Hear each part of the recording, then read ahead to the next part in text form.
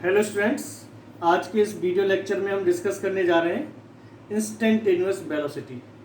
ये हमारा third chapter का ये थर्ड वीडियो है और आप एंजॉय कीजिए, देखिए मेरे साथ। Instantaneous velocity,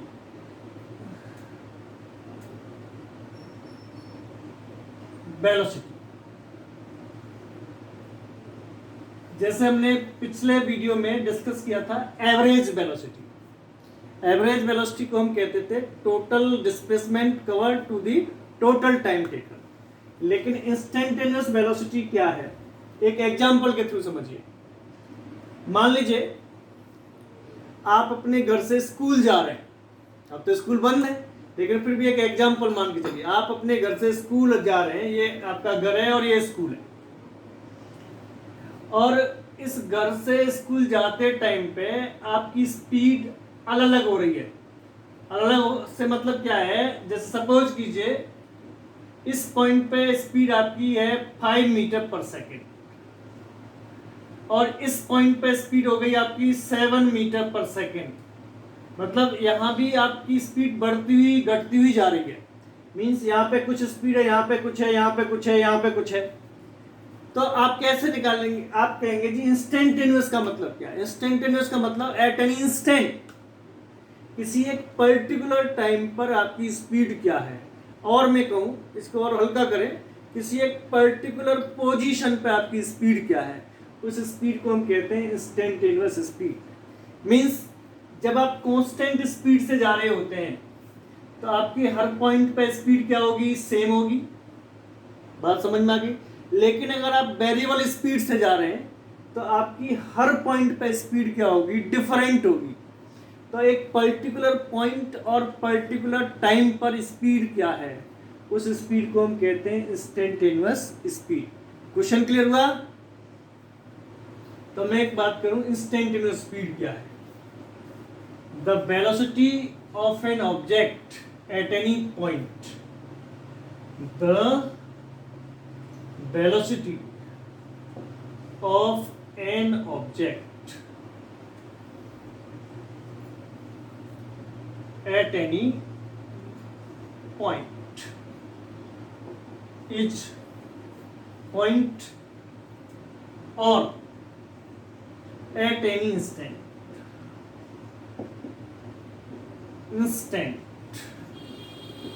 is called instantaneous speed, instantaneous velocity. बिल्कुल करेक्ट है ना? बट वी नो मित्रों, वेलोसिटी v इक्वल टू बता रखा है हमने delta x upon delta T. आप ऐसे कह सकते हैं x2 minus x1 upon t2 minus t1, change in displacement upon change in time. हम ऐसे भी लिख सकते थे delta X upon delta T, कोई दिक्कत नहीं। ये वेलोसिटी का फॉर्मूला आ गया। बट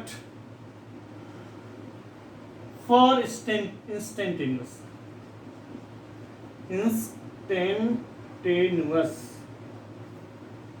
टाइम, इंस्टेंटेनियस टाइम का मतलब है जो टाइम की लिमिट है बहुत कम है, लगभग जीरो के बराबर है, tends to zero. Instantaneous time का मतलब delta T tends to zero. Time में जो चेंज हुआ है बहुत ही स्मॉल चेंज है, तो उसे हम कहते हैं delta T tends to zero. तो यहां पे क्या होगा? तो b बराबर क्या हो जाएगा इस कंडीशन में? लिमिट लगाएंगे। टाइम की लिमिट कितनी है? Very small time. कितना चेंज हुआ है? Delta T tends to zero. Time में बहुत कम चेंज है, उस कंडीशन में होगा delta X upon delta T. जब टाइम में बहुत कम चेंज है, उस कंडीशन में डेल्टा टी को हम डी टी कह सकते हैं। और बहुत ही कम टाइम में जो डेल्टा एक्स होगा वो भी बहुत कम होगा। तो ये जो टर्म है पूरा क्या हो जाएगा? v इक्वल टू आ जाएगा dx upon dt। Means differential form आ गई, डिफरेंशिएशन वाली कंडीशन आ गई। किसी पर्टिकुलर पॉइंट पे, जैसे हम कहते थे स्लोप निकालना, अब ऐसे ही किसी पर्टिकुलर पॉइंट पे वेलोसिटी, उसको हम कहते हैं इंस्टेंटेनियस वेलोसिटी। समझ में आ गया क्या? ओके हटा दें, एक बार और देखिए। सेम ईयर मैं बात करूं इंस्टेंटेनियस एक्सीलरेशन, इंस्टेंटेनियस एक्सीलरेशन बिल्कुल same definition, acceleration at any point और at any instant is called instantaneous acceleration.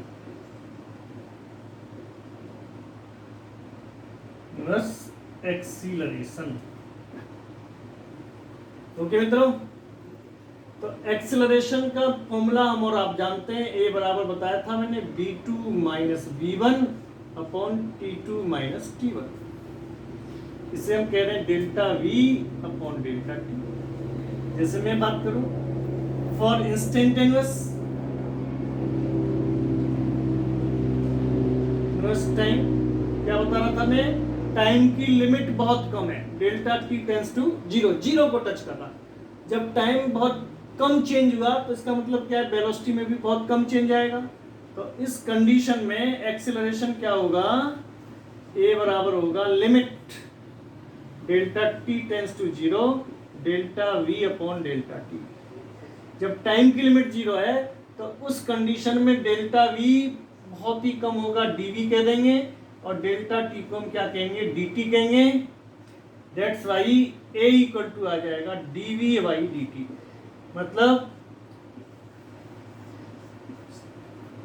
हम पर्टिकुलर टाइम पे एक्सेलरेशन डिफरेंशिएशन फॉर्म में निकाल सकते हैं, dv by dt। Question clear हुआ? पहले एक एग्जांपल लेते हैं, आपकी समझ में आएगा। हटा दें,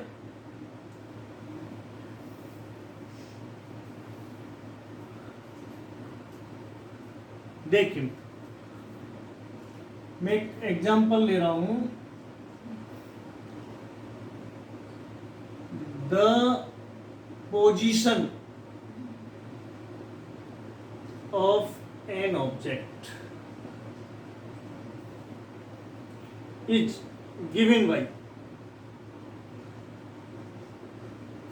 x बराबर 3t square plus 2t plus 1 metre. x position को रिप्रेजेंट कर रहा है, t टाइम को रिप्रेजेंट मीटर। फाइंड दी, पहला question, nature of the motion, nature of the motion. Second question, velocity at t equal to 1 second, at t equal to 2 second. Third question, acceleration, find acceleration. Acceleration भी क्या होगा, ये मेरा question है। मैं कह रहा हूं जी, the position of an object is given by x equal to 3t square plus 2t plus 1 metre. Find the nature of the motion. Motion का नेचर क्या है, मीन्स यूनिफॉर्म मोशन है या यूनिफॉर्म एक्सेलरेटेड मोशन है या वो variable accelerated motion है, कौन सी मोशन है ये हमें पता करना है।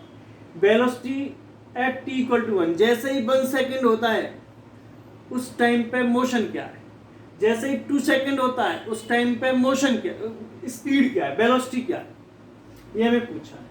देखिए एक बार बहुत सही से देखिए, हमें गिवन क्या है, x बराबर दे रखा है 3t square plus 2t plus 1, ये हमें दे रखा है। तो मित्रों अभी हमने बताया था वेलोसिटी v बराबर होता है जी dx बाई dt, ये फॉर्मूला पढ़ा है हमने। डिफरेंशिएशन आप सीख गए होंगे, D by D T, x की वैल्यू क्या है 3t square plus 2t plus 1, ये हमारा डिफरेंशिएशन का स्टेप आगे लगा दो। 2 3 जा 6, 6 एक पावर कम करनी है टी, 1 है पावर, 1 2 जा 1, सॉरी 1 2 जा 2, 2 बच गया, कांस्टेंट फिगर का डिफरेंशिएशन 0, ये वेलोसिटी आ गई। अब आप देखिए velocity is the time dependent function, means time change होगा तो वेलोसिटी भी चेंज होगी, टाइम बढ़ेगा वेलोसिटी बढ़ेगी। इसका मतलब वेलोसिटी कांस्टेंट नहीं है। जब वेलोसिटी कांस्टेंट नहीं है तो मोशन यूनिफॉर्म मोशन नहीं है। कौन सी मोशन है? एक्सीलरेटेड मोशन देख हो सकता है। एक्सीलरेशन ए बराबर होता है dv by dt, dv by dt formula पढ़ा है हमने। तो D by D T, D की वैल्यू आ गई 60 प्लस 2, तो इसका डिफरेंशिएशन कितना हो जाएगा? 6 आ गया, 6 मीटर पर सेकेंड स्क्वायर। तो इसका मीनिंग क्या हुआ? एक्सीलरेशन कांस्टेंट आ गया, ये टाइम डिपेंडेंट फंक्शन नहीं है। तो पहला आंसर आ गया।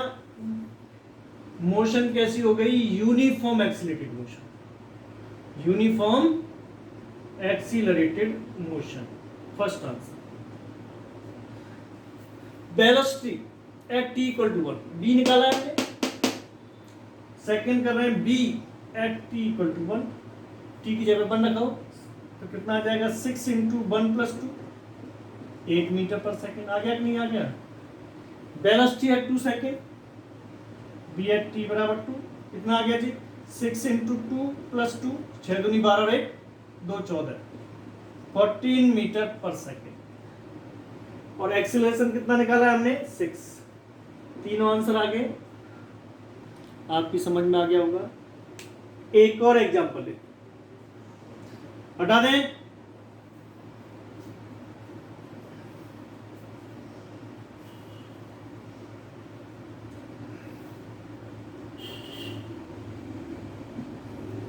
मैं कहूं आपसे, the position of an object is given by, the position of an object is given by x बराबर T cube plus 2t square plus 1 metre, ये हमें given. Find velocity at T बराबर 0, comma at T equal to 1 second. Find acceleration at T equal to 1 second. ये हमें question पूछे, simple, position और time का function दे रखा है हमें। सॉल्यूशन कर दें इसका, पॉज करके आप आंसर कर सकते हैं और मेरे आंसर से आप मैच करा सकते हैं। देखिए x बराबर क्या आ गया? T cube plus 2t square plus 1, ये हमें गिवन। तो हमें वेलोसिटी निकालनी है। b बराबर क्या होता है? dx by D T. x इसको डिफरेंशिएट करें तो D by D T, x की वैल्यू क्या है? T cube plus 2t square plus 1।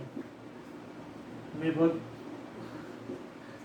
सही, ये 3 पावर 1 कम कर देंगे, टी स्क्वायर यहाँ पे 1 आ गया, स्क्वायर है वो, तो 2 2 जा 4, टी कांस्टेंट का 0। तो वेलोसिटी क्या आ गई जी? 3t स्क्वायर प्लस 4t, ये वेलोसिटी आ गई। एक्सीलरेशन निकालें। ए बराबर क्या होता है? dv by D T, D by D T, V की वैल्यू क्या है? 3t square plus 4t plus 4t, और इसको सॉल्व करेंगे तो ए कितना आ जाएगा? 3 2 जा 6 t प्लस 4, ये एक्सेलरेशन आ गया। अब वेलोसिटी पूछिए t बराबर 0, तो यहाँ पर देखिए b एट t बराबर 0, यहाँ 0 रखूँ, यहाँ 0 तो 0। वेलोसिटी एट t बराबर 1, कितना आ जाएगा? 3 इंटू 1 का स्क्वायर प्लस 4 इंटू 1, कितना आ गया? 7 मीटर पर सेकेंड। वेलोसिटी आ गई 7 मीटर पर सेकेंड। अब कह रहा है acceleration at T equal to 1, 8t बराबर 1, 6 इंटू 1 प्लस 4 बराबर कितना आ गया 10 metre per second square. 6 into 1 ठीक है 4।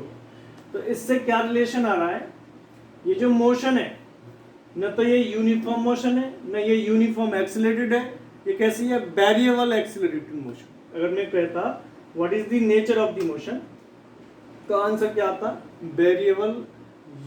Variable accelerated motion.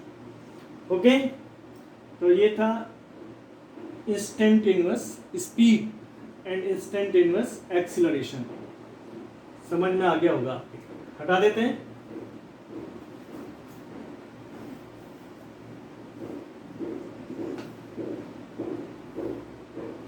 Okay, thank you.